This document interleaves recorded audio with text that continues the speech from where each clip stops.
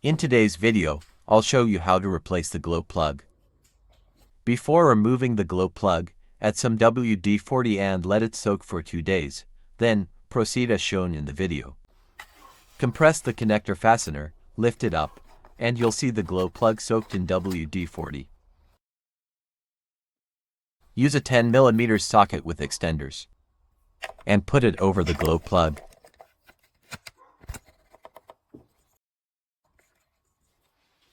Take the ratchet and start loosening it.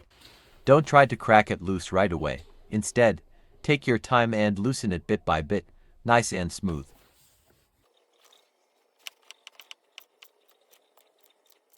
When you feel a little bit of tension, reverse the ratchet and tighten it 2 or 3 times as shown in the video.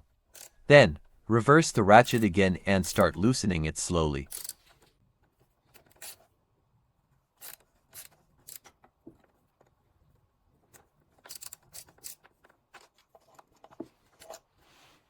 Feel free to add a little bit of WD-40 for extra lubrication. Repeat these steps until the glow plug is fully loosened.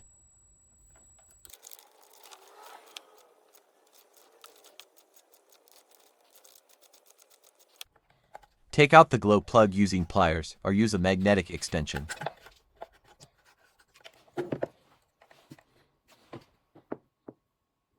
Here, I have the new one and the old glow plug that I just removed. The threads are okay. This is the original Bosch glow plug.